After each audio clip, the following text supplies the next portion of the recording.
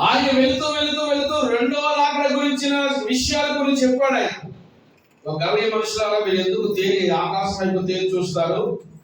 ఎద్ద నుండి కొనుక్కోబడుతున్న ఈ యేసు పరలోకానికి ఏ రీతిలో వెళ్తున్నాడో మళ్ళా అదే రీతిలో తిరిగి రాబోతూ ఉన్నాడు. దేవునికి మహిమ కలుగును.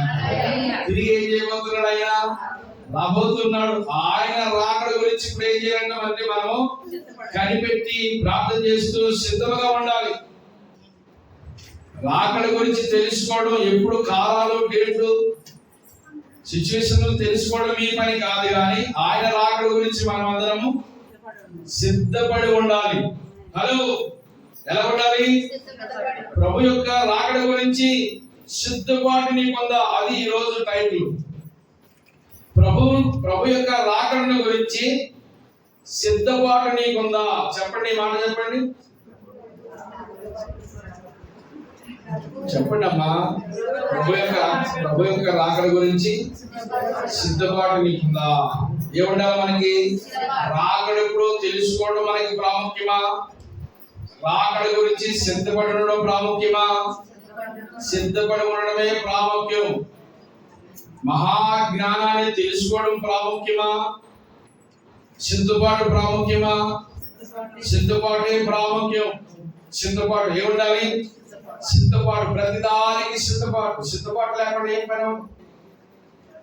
ఎక్కడికైనా వెళ్ళాలంటే సిద్ధపాటు. ప్రతిదానికి ఒక ప్రిఫరెన్స్ ఉంటుంది, ఒక సిద్ధపాటు ఉంటుంది. ఆ సిద్ధపాటును బట్టి మనం వెళ్ళాలి. సిద్ధపడకుండా ఏ రోజున మనము ఉండకూడదు. ప్రతిరోజు సిద్ధపాటు అనేది మనకు ఉండాలి. సిద్ధపాటు అనేది ఏ రోజు గురించిన ఆ రోజు, నిన్నది ఈ రోజు పనిచేయదు. ఈ రోజు సిద్ధపాటు ఈ రోజే. ప్రతి దినం మనం ప్రభు యొక్క రాకడ గురించి సిద్ధపాటు కలిగి ఉండాలి. ఏమండి, ఆయన రాకడ సమయానికి ప్రకృతిలో ఉన్న మార్పులు ఏ రీతిలో ఉంటాయో, లేక ఆయన రాకడ గురించి ప్రకృతి ఎలా సిద్ధపడుతుందో మనం చూద్దాం. పేతురు రాసిన పత్రిక. మొదటిగా ఆయన రాకడ గురించి సిద్ధపాటు ఎవరు కలిగి ఉన్నారు అనే దాని గురించి చూస్తే, ప్రకృతి ఆయన రాకడ గురించి సిద్ధపడుతూ ఉంది. పేతురు రాసిన పత్రిక, 2వ పత్రిక, 3వ అధ్యాయము 10వ వచనం చదవండి. 3వ అధ్యాయం 10వ వచనం. అయితే ప్రభు దినము దొంగ వచ్చినట్లు వచ్చును. ఆ దినమున ఆకాశములు మహాధ్వనితో గతించిపోవును. పంచభూతాలు మిగటమైన వేండ్రములతో లయమైపోవును. భూమి దాని మీద ఉన్న ఇవన్నీ ఇట్లు లయమైపోవునవి కనుక ఆకాశములు రగులుకొని ఇవన్నీ లయమైపోతున్నాయి. భూమి దాని మీద ఉన్న కృత్రిమలన్నీ కూడా కాలిపోతూ ఉన్నాయి. ఇవన్నీ ఇట్లు లయమై పోవునవి కనుక ఆకాశములు రగులుకొని లయమైపోవును. మహావేంద్రముతో కలిగిపోనట్టు దేవుని దినపు రాకడ కొరకు కనిపెట్టుచు దానిని ఆశతో అపేక్షించుచు ప్రవక్తలతోను భక్తితోను ఎంతో జాగ్రత్తగా ఉండవలెను. దేవునికి మహిమ కలుగును గాక. దేవునికి స్తోత్రం కలుగును గాక. దేవుని దినపు రాకడ కొరకు కనిపెట్టుచు. ఎవరు కనిపెట్టుచు దేవుని దినపు రాకడ కొరకు? ప్రకృతి అని అంట. ఎవరు చదివారు కదా? ఎవరు? ప్రకృతి. దేవుని దినపు రాకడ కొరకు ప్రకృతి సిద్ధపడతా ఉందంటండి. దేవుని దినపు రాకడ గురించి ప్రకృతి సిద్ధపడతా ఉంది. ప్రకృతికి ఏం పని ఉంది? ప్రకృతికి అవసరమా అంటే ఆయన రాకడ సత్యము, ఆయన రాకడ యథార్థము, ఆయన రాకడ అనేది ఉంది, ఆయన రాకడ జరుగుతుంది అని ప్రకృతి సిద్ధపడుతూ ఉందంట. ఇవన్నీ ప్రకృతి, భూమి మీద ఉన్న కృత్రిమలు, పంచభూతాలు, ఆకాశము, భూమి, ఇవన్నీ మహా వేండ్రంతో ఒకసారి అయితే ప్రభువారు ఈ భూమికి నీళ్లతో తీర్పు తీర్చాడు, రెండో మారు నీళ్లతో తీర్పు తీర్చాడు, దీనికి అగ్నితో తీర్పు తీరుస్తాడు.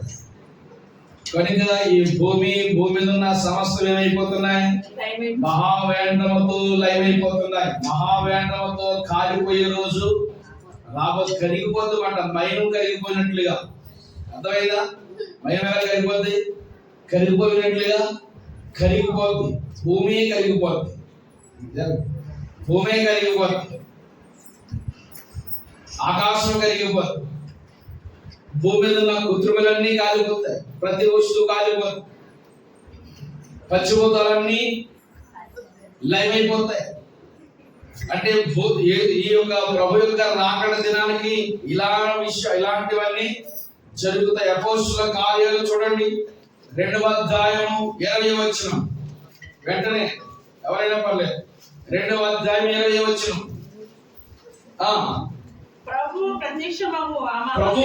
ప్రత్యక్షమవు ఆ మహాదినము రాకమని బట్టే యేసుక్రీస్తు ప్రభు యొక్క 2వ రాకడ అన్నది. సూర్యుడు ఏమవుతాడు? చీకటిగాను, చంద్రుడు రక్తముగాను మారుదు. అప్పుడు ప్రభు నామమును బట్టి ప్రార్థన చేయవారు ఎవరో వారు మాత్రమే రక్షింపబడతారు. దేవునికి మహిమ కలుగును గాక. హల్లెలూయా.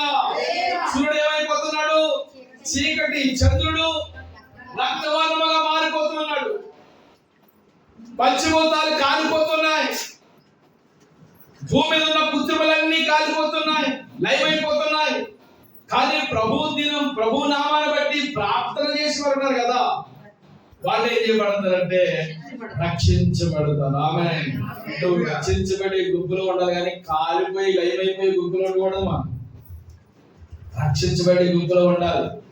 అర్థమైందా? రక్షణార్థమైన తన దక్షిణాస్తం మనల్ని ఆదుకోవాలంటే ఆయనకు మనము అనుకూలంగా ఉండాలి. ఆయన రాకడ గురించి మనం ప్రిపేర్ అయిపోవాలి. మనం సిద్ధపడిపోవాలి, మనం ప్రిపేర్ అయిపోవాలి. చూడండి, ప్రకటన గ్రంథము 20వ అధ్యాయం 11వ వచనంలో చూస్తే, ప్రకటన గ్రంథము 20వ అధ్యాయము 11వ వచనంలో చూస్తే, అక్కడ ఆకాశము గురించి, భూమి గురించి ప్రకటన గ్రంథంలో యోహాను భక్తులు కూడా దర్శన రూపంలో చూసి రాసిన మాటలు కూడా మనం చదువుదాం. ధవళమైన మహాసింహాసనము, దాని యందు ఆసనమున్న ఒకరిని చూసితిని. భూమి ఆకాశములు ఆయన సముఖండి పారిపోవెను, వాటికి నిలువ చోట కనబడకపోయేను. చాలు వాటికి నిలువ చోటు ఎవరికి? భూమికి, ఆకాశానికి. ఎవరికి? నోట్లో చెప్పండి, ఎవరికి? భూమికి, ఆకాశానికి. ఏం కనపడతలేదండి? నిలువ నీడ చోటు వాటికి కనిపించలేదు. ఆయన సముద్రుడు ఏం చేస్తున్నాయి? పారిపోతున్నాయి. భూమి లేనప్పుడు మరి నీవెక్కడ ఉంటావు? ఆకాశం లేనప్పుడు మరి మనం ఎక్కడ ఉంటాం? ఈ భూమి కోసం కొట్లాట చేస్తున్నాం ఇక్కడ, అంతే కదా.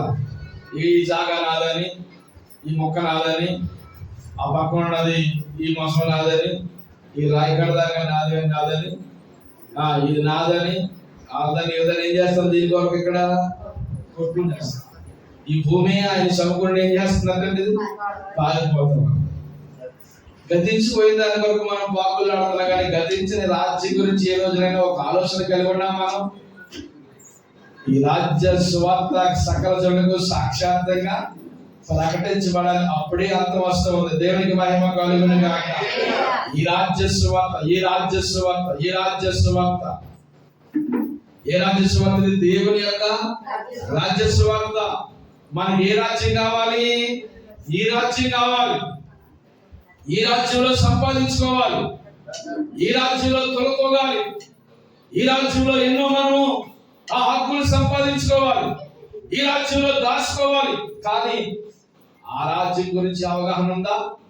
ఆ రాజ్యం గురించి సిద్ధపాటు ఉందా? ఆ రాజ్యం గురించి మనం ఒక పట్టుదల, నిరీక్షణ, ప్రిఫరెన్స్ మనకుందా? ప్రతిరోజు దేవుని రాజ్యం గురించి అయినా సిద్ధపాటు మనలో ఉందా లేదా అనే విషయాన్ని మనం గమనించుకుందాం. దేవుని రాకడ గురించి ప్రకృతి ఏమవుతుంది ఆల్రెడీ సిద్ధపడింది. ఈ భూమి గురించి ఆకాశం గురించి ఆకాశాన్ని దండం పెట్టుకుంటాం. ఆకాశంలో కనిపించే పంచభూతాలకి వీటికి దండం పెట్టుకుంటాం. ఇవన్నీ ఉన్నాయా? ఇవన్నాయా?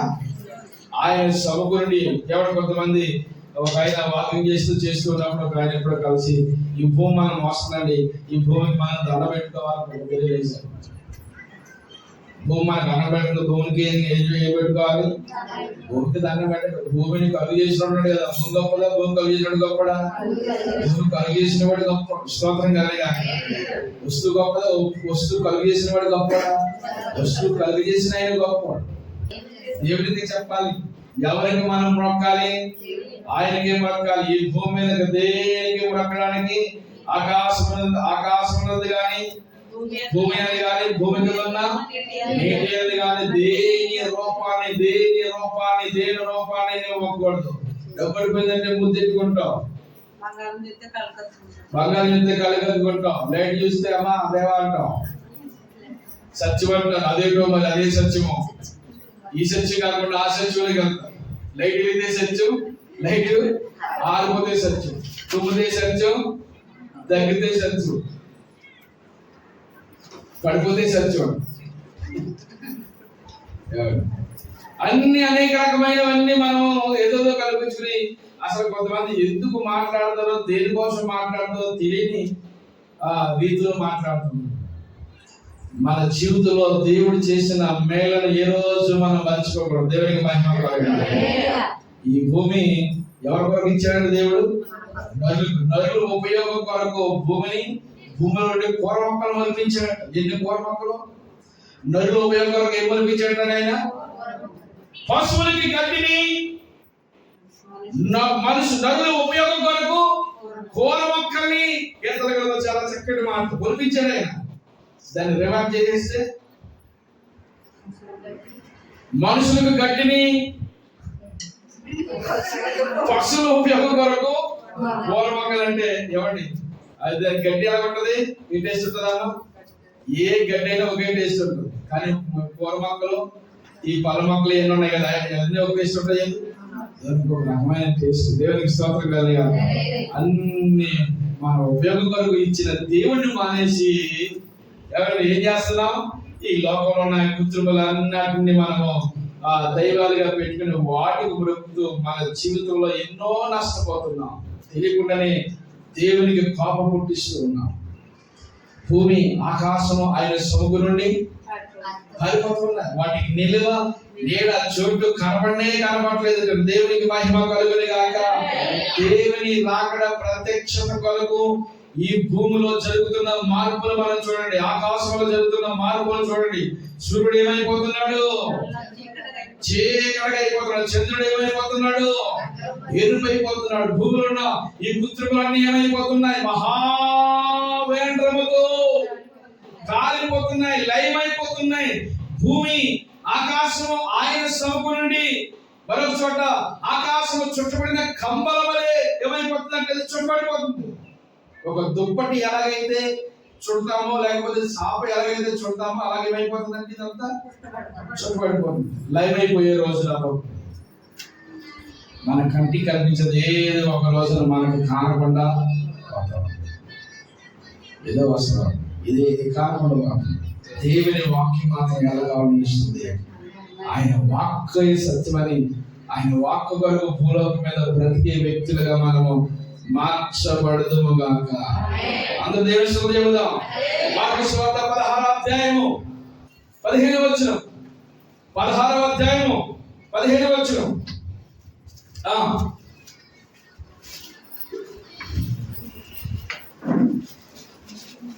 లేదా మార్కు సువార్త మరియు మీరు సర్వలోకమునకు వెళ్ళి సర్వ సృష్టికి సువార్తను ప్రకటించుడి. నమ్మి బాప్తిసం పొందినవాడు రక్షించబడును, నమ్మని వారికి శిక్ష విధించబడును. దేవునికి మహిమ కలుగును గాక. హల్లెలూయా. చెప్పే మరియు మీరు సర్వలోకానికి వెళ్ళండి. హలో, ఎక్కడికి వెళ్ళాలి? సర్వలోకానికి. లోకం అంటే మనకు వైజాగ్ వెళ్ళాం. వైజాగ్ అక్కడ దాటి లోపలికి వెళ్తారండి.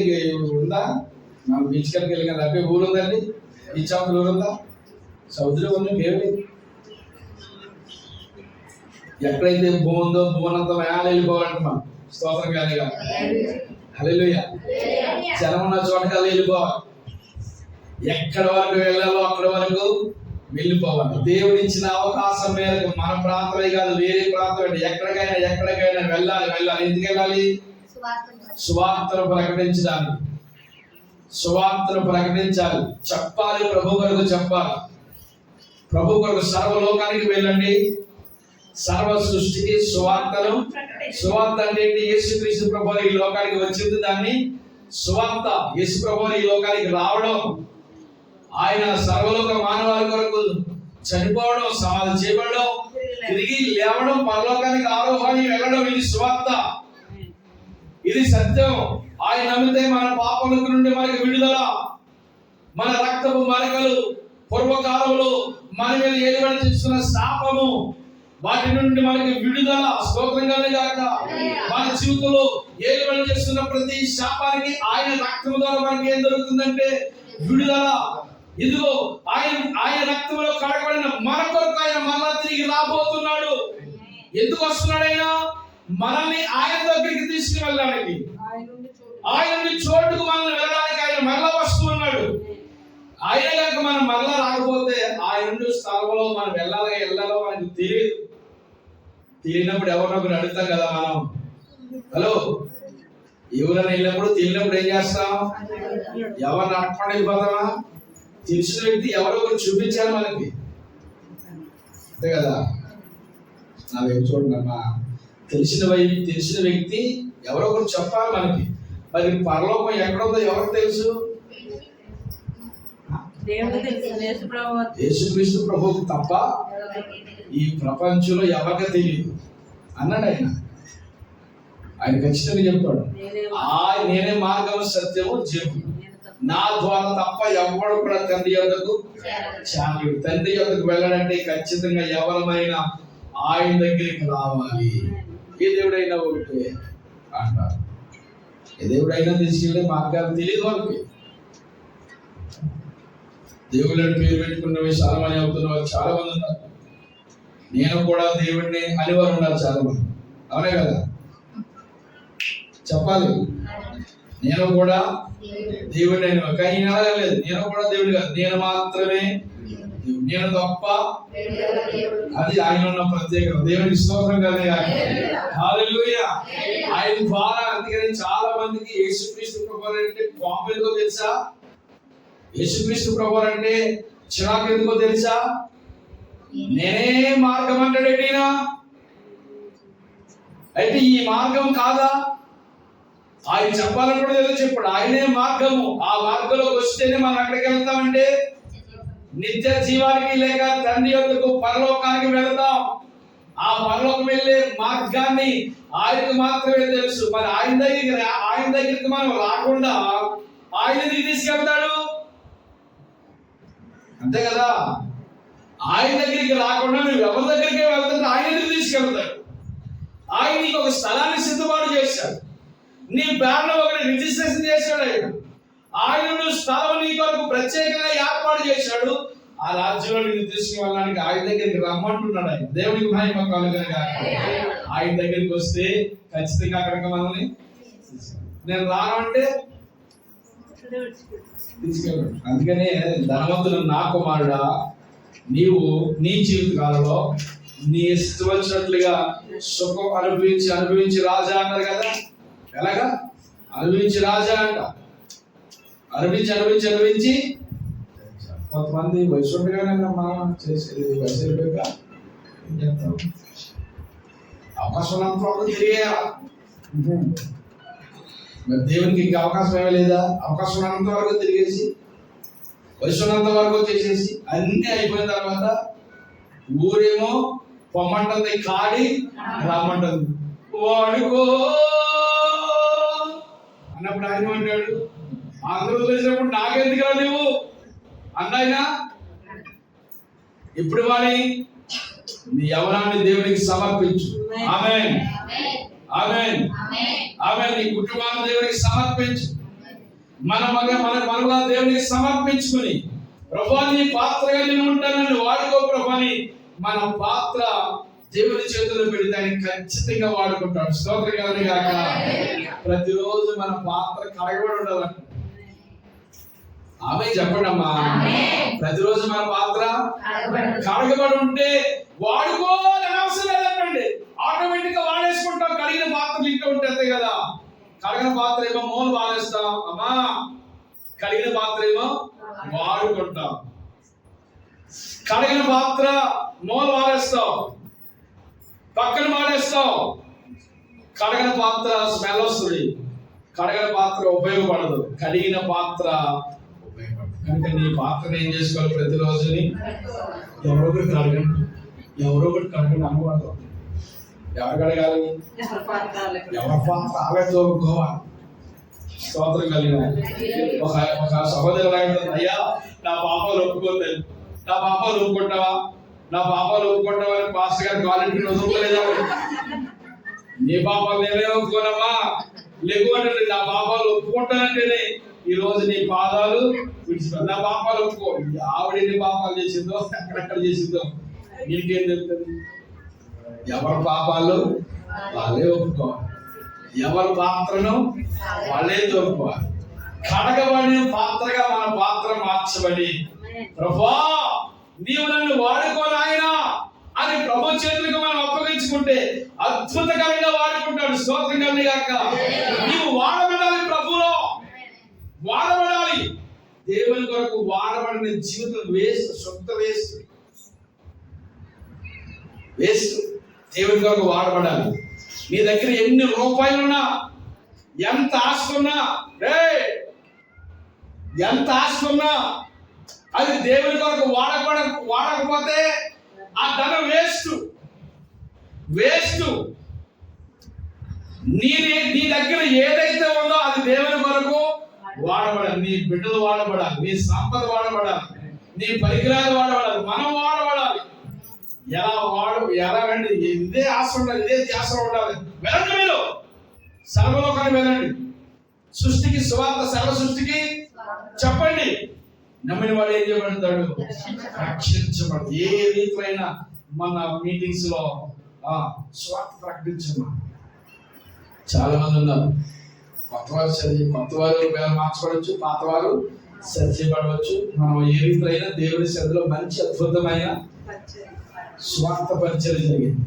దాని కొరకు ఎవరు ఏ రూపాయి ఇచ్చి కష్టపడ్డారో, మీ కష్టపడ్డ ఈ రూపాయి ఉంది కదా, అది అస్సలు అర్థమైపోవాలి. ఆమె ఎంతవరకు మీరు ఎన్ని డబ్బులు ఖర్చు పెట్టుకున్నారో మీ కొరకు అది అసలు జమ చేయమన్నారు. నిజం చెప్తున్నా, అసలు జమ చేయమన్నారు. ఎక్కడ? దేవుని లిస్టులో జమ చేయమన్నారు. దేవుని కొరకు ఎందుకు కష్టపడ్డావు కదా, దేవుని కొరకు ఎంత ఇచ్చామన్నా కలుషుగా నోటు మాట్లాడేది. ఎంత ఇచ్చామన్నా? ఇచ్చిన ఈ రూపాయి అక్షరాల దీన్ని జమ చేయబడుతుంది. ఇది పరలోకంలో వెళ్ళిపోయింది, ఆ ధనం పరలోకం వెళ్ళిపోయింది. స్తోత్రం కలుగును. పరలోకంలో దానికి చూడండి, మనం వేసుకున్న దానికి ఎలా పెరిగింది? వడ్డీ పెరిగింది కదా. నేను ఇచ్చిన నా ధనం నువ్వు ఎందుకు సావకాలు అవసరం లేదు. సావకాలు అంటే అది డెవలప్ అవ్వాలి కదా. అంటే మనం పెట్టుబడి పెట్టాలి. ఎన్ని లక్షలు వచ్చినా నీ గాదిలోనే వేసేసుకొని, మన దాంట్లోనే వేసేసుకొని, మనకు మనమే ఖర్చు పెట్టుకుని మనకు మనమే చేసుకుంటే అది ఏమాత్రం కూడా ఆశీర్వాదం కాదు. ఎంత జీవితం వచ్చినా అది దేవుని కొరకు ఖర్చు చేయకపోతే, దేవునికి ఇవ్వకపోతే అంత వేస్ట్, సొంత వేస్ట్. ఎంత సంపాదించుకుంటామో నీ సంపాదన దేవుని కొరకు వాడకపోతే అది వేస్ట్ అని అనండి, వ్యర్థం, వ్యర్థం. మనకు తెలియదుగా ఒక అద్భుతమైన మాట చెప్పనా, ఎంత దాచుకున్నా ఒక రోజుకి అది ఆవిరిలాగా కరిగిపోయి వేస్ట్ అయిపోయి ఉపయోగపడదు. అది దేవుని కొరకు చేస్తే ప్రతిఫలం ఉంటుంది. దేవునికి మహిమ కలుగును. అందరి దగ్గరగా దేవుని స్తుతి చెబుదాం. మన జీవితం ఎలా ఉందో మన మీద ఆలోచన చేద్దాం ప్రియులారా. ఎలాగ ఏ రీతిలో మనం వాడబడుతున్నామో, ఎలాగ దేవుని పని కొరకు మనము ఉపయోగపడుతున్నామో వెళ్ళండి. మీరు సర్వ సృష్టికి వెళ్ళండి, సువార్తను ప్రకటించండి. ఇమ్మానుయేలు పరిచర్యలో ఉన్న బిడ్డలు ఏ ప్రాంతానికి వెళ్ళినా వీళ్ళు ఉండాలండి రాబోతున్న దినాల్లో. స్తోత్రం గాక. అద్భుతమైన పరిచారకులుగా వారు మార్చబడాలి. దేవుని చేతిలో బలమైన పాత్రగా ఒక్కొక్కరు ఒక్కొక్క పాత్రగా మారిపోవాలి. అది నా ఆశ. సంఘాన్ని దేవుడు ఆ విధమైన దైవికమైన వాక్య జ్ఞానంతో ప్రభు నింపబోతున్నాడు. దేవునికి భయభక్తులు కాక అనేకులు నమ్మేటట్టుగా మనం చెప్పాలి. ఒక్కొక్కరు మాట చెప్తేనట్టండి దరిగట్టినట్టు కూడా ఉండదంట. ఒక్కొక్కరు చెప్తే ఏ సిమెంట్ అది అంత బలంగా ఉంటుంది. నాగార్జున సిమెంట్ సిమెంట్ కొందరు కడితే కొందరు చెప్తే అసలు కలకట్టులు చెప్పడం అందరూ చెప్పేస్తారు. ఆ చెప్పే విధానం మనకి రావాలి. స్తోత్రం కలిగి ఎన్నిసార్లు చెప్పినా మా ఆయన మారండి. మీ ఆయన మారడం నేను చెప్తున్నాను కదా, నువ్వు చెప్తున్నది మీ ఆయన మారడం. నాకు మా పిల్లలు నా మాట్లాడారు ఎందుకంటారు చెప్పే విధానం మనకి రావాలి. ఆ మాట్లాడే దైవికమైన జ్ఞానం మనకి రావాలి. ఆమేన్ ఆమేన్ ఆమేన్ ఆమేన్. ప్రార్థన చేసే ప్రార్థన భారం మనలో ఉండాలి. మనకు మనం భక్తి చేసుకుంటా పోయేది పెద్ద భక్తి పనులు అనుకోకూడదు. మన చుట్టుపక్కల ఉన్న వాళ్ళు కూడా భక్తి పనులుగా చెయ్యాలి. అదే భక్తి. ఆమేన్ చెప్పండి. అదే భక్తి. మన చుట్టూ ఉన్న వాళ్ళని కూడా ప్రేమ కలిగిన వ్యక్తులుగా తయారవ్వాలంటే ముందు మనం ఎలా మారిపోవాలి? ఒక ప్రేమలయంగా మారిపోవాలి. అది ఏదో అనుకోవాలి కనుక ఎలా మారిపోవాలి? ప్రేమగా మారిపోవాలి. మన జీవితమే ప్రేమ ఉండాలి. మన జీవితం కరుడుగా మారిపోవాలి. కక్షలు, ప్రతీకారాలు ఇలాంటి ఏమి మనకు ఉండకూడదు. నాకు జరిగింది కనుక నాకు చేసేవారికి ఖచ్చితంగా నీ కళ్ళు ఇప్పుడు పోతాయో నేను చూడకుండా ఉండను అలా అనకూడదు. అందరింట్లోని బాగానే ఉన్నారు, అందరి పిల్లలు బాగానే, నా జీవితమే ఇలాగ అయిపోయింది ఏంటో కానీ అంటే దాని అర్థం ఏంటి? అందరింట్లో కూడా అలా జరిగారు. అందరి పిల్లలు ఎవరి కాలం బాగా సెట్ అయిపోయారు. మా పిల్లలు అంటే సెట్ అవ్వకూడదా? సాక్షి చెప్పాడు కదా, గొప్పతాను కాదు, కూర్చుని వెళ్ళిపోయి గొప్పతాను. దేవునికి స్తోత్రం కలిగి అందరూ స్తోత్రం చెప్పండి. మరొకసారి కలిగే స్తోత్రం చెబుదాం. మన జీవితం ఎలా ఉందో ఒక్కసారి చిన్న ప్రశ్న వేసుకుందాం. మనము దేవుని రాకడ గురించి సిద్ధపడాలి. ఫస్ట్ ఆఫ్ ఆల్ మనం ఏం చేయాలి? దేవుని రాకడ గురించి సిద్ధపడాలి. మన చుట్టూ ఉన్న వాళ్ళని కూడా సిద్ధపడి చేశారు. ప్రకృతి ఆల్రెడీ సిద్ధపడిపోయిందంట దేవుని రాకడ గురించి. అంటే ఒక రోజు అన్ని ఏమైపోతాయి? లైవ్ అయిపోతాయి. కనుక ఆయన రాకడ దినం గురించి ఏం చేస్తుంది ప్రకృతి? ఎదురు చూసి ఎప్పుడైనా ఆయన రాకడ దినం గురించి ఎదురు చూసావా? సిద్ధపడాలి. దేని కొరకు సిద్ధపడాలి? దేవుని యొక్క రాకడ కొరకు మనం సిద్ధపడాలి. అయ్యా ఎప్పుడయ్యా నీ రాకడ? ఈ లోకంలో నేను ఉండలేకపోతున్నా, నీతో నేను వస్తానయ్యా. నీ రాజ్యం ఎంత కాన్ఫిడెంట్ ఉండాలండి ఆ మాట అన్నది. ఆయన రమ్మని అనాలంటే మనమంత ధైర్యంగా ఉండాలి, ఎంత సిద్ధపాటుగా ఉండాలి. ఇప్పుడు ఆయన వస్తే నేను ఖచ్చితంగా ఆయన రాజ్యానికి వెళ్ళిపోతాను అనే కాన్ఫిడెంట్ మనలో ఉండాలి. ఆమె చెప్పండి, ఆమె చెప్పండి, ఆమె చెప్పండి. ఆయన రాజ్యంలో నేను ఉంటాను. ఆయన రాజ్యం సత్యమైంది. ఆ రాజ్యంలో నేను ఉంటే చాలు. ఈ లోక రాజ్యంలో ఉండే దానికంటే ఆ రాజ్యంలో నేను చేర్చుకోకూడదు, లేకపోతే ఆ రాజ్యం వరకు నేను సిద్ధపడిపోయి ఉన్నానయ్యా అని మనము ఆయన రాకడ గురించి మనం సిద్ధపడేది. మన చుట్టూ ఉన్న వారిని, మరి మన కుటుంబంతో వెళ్తారు ఆయన రాజ్యానికి. ఏమా మన కుటుంబంతో ఆయన రాజ్యానికి వెళ్ళిపోతారు. మన కుటుంబాన్ని ప్రిపేర్ చేసుకోవాలి. ఈ కుటుంబాన్ని నువ్వే ప్రిపేర్ చేయాలి. చెప్పండి చెప్పండి అంటే ఎవరు చెప్తారు? జీవితం చెప్పండి చెప్పండి. ఏం చేస్తావు? నువ్వేం చేస్తావు? తినబడతావా? భోజనాన్ని పట్టుకుని పోతావా? కన్నీరు కాల్చొద్దా కుటుంబం గురించి, వేదన చెందొద్దా పిల్లల గురించి? ఎక్కిపడి దేవుని పాదాలు పట్టుకుని మనం కన్నీరు కార్చాలి. దేవునికి స్తోత్రం. మన బిజీ మందే, మన కొండ వచ్చిన మందే. అది కాదు, దేవుని పాదాలు పట్టుకోవాలి, మనం కన్నీరు కార్చాలి. ఆయన రాజ్యం గురించి ప్రకృతి ఎలాగా, ఆయన రాకడ గురించి ప్రకృతి ఎలా సిద్ధపడిపోయిందో చూడండి. అంటే ఆయన రాకడ మన వారు చూసాం, చాలా మార్పులు జరుగుతాయి. కరువులు, భూకంపాలు, యుద్ధాలు, జనం మీదకి జనము, రాజ్యాల మీదకి రాజ్యం, అక్రమం విస్తరించిన చోట అనేకులున్న ప్రేమలు చల్లారిపోతున్నాయి. కనుక ఇవన్నీ జరుగుతున్నాయంటే రాకడ బహు సమీపంగా ఉందని దాని అర్థం. ఆయన రాకడ సమీపంగా ఉంది కనుక ఆయన రాకడ ఎప్పుడో ఆయన రాకడ ఎప్పుడు చెబుతావు? ఆయన రాకడ ఎప్పుడో తెలియదు. కాలాలు, సమయాలు తండ్రి తన స్వాధీనం ఉంచుకున్నాడు. ఆయనను ఆ రాకడ గురించి తెలుసుకోవడం మీ పని కాదు, కానీ ఎవడు మిమ్మల్ని మోసపరుచుకోకుండా చూసుకోండి, జాగ్రత్త పడండి. మోసపోవద్దు మీరు, అలాగని మోసం చేయండి. నమ్మకంగా ఉండండి, మెలుగు ఉండి ప్రార్థన చేయండి. ఆ రాజ్యానికి చేరాలంటే ఈ విధమైన సిద్ధపాటు మనలో ఉండాలి. ఆ సిద్ధపాటు లేకుండా దేవుని రాజ్యానికి మనము చేర్చబడలేము. ఆ రాజ్యానికి వెళ్ళాలంటే మన జీవితాన్ని మనము ఆ ప్రభువునకు అనుకూలంగా మార్చుకోవాలి. మీరు సర్వలోకానికి వెళ్ళండి, సర్వ సృష్టికి సువార్తను చెప్పండి, ప్రకటించండి. వెళ్ళగలిగితే మీరు వెళ్ళండి, వెళ్ళలేకపోతే వెళ్ళే వారిని, నాకు వయసు అయిపోయింది నాయన, నేను నడలేకపోతానంటే నీ ధనం ఏం చేయాలి? మరి చెప్పాలి. సేవకులు తయారవుతున్నారంటే ఏం చేయాలి? సంఘం పెట్టుబడి పెట్టాలి. అర్థమైందా? ఒక ఆత్మ ఆమె చెప్పింది, సేవకులు తయారవ్వాలంటే ఏం చేయాలి? సంఘము. బ్రాంచ్ చర్చలు తయారవ్వాలంటే పెట్టుబడి ఎక్కడి నుంచి పెట్టాలి? సంఘం నుంచి పెట్టుబడి పెట్టాలి.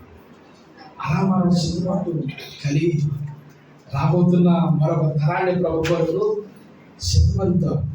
అనేకులు దేవుని రాజ్యం గురించి సంపాదిద్దాం.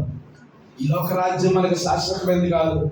ఒక్కరోజుని ఖచ్చితంగా ఈ రాజ్యాన్ని విడిచిపెడతాం. ఇంకా చెప్పడానికి చాలా విషయాలు ఉన్నాయి, అయితే మనకి సమయం లేదు కనుక వచ్చే వారం ఈ అంశాన్ని మనము కొనసాగించాలి. కనుక మనం సిద్ధపడదాం, మన చుట్టూ ఉన్న వారిని సిద్ధపడతాం. ఆల్రెడీ ప్రకృతి సిద్ధపడిపోయిందా దేవుని రాకడ గురించి? ప్రకృతి సిద్ధపడిపోయింది. నీ కంటి కనిపించేది ఏది నీ దగ్గర ఉండదు అని మనకు అర్థమైన తర్వాత మనమైతే ఈ లోకం గురించి చూడకూడదు. ఇంకా ఈ లోకం ఉండదు, ఉంటుందా అమ్మా? ఈ లోకం ఉండదు. మన కంటి కనిపించే భూమి ఉండదు, మన నిలబడ్డ ఈ భూమి ఉండదు, కనిపించే ఆకాశం ఉండదు, కనపడుతుంది. కుటుంబాలన్నీ కూడా ఈ భూమి మీద ఏమి మిగలవు. మహావ్యాండ్రమత ఏమైపోతాయండి? ఇవన్నీ కాలిపోతాయి, లయమైపోతాయి. లయమైపోయే రాజ్యంలో మనం ఉన్నాం. లైవ్ కాని శాశ్వతమైన రాజ్యం అక్కడ ఉంది. అక్కడ గురించి మనం సిద్ధపడాలి. ఆయన రాకడ సమయానికి ప్రకృతిలో ఉన్న మార్పులు చూసాం.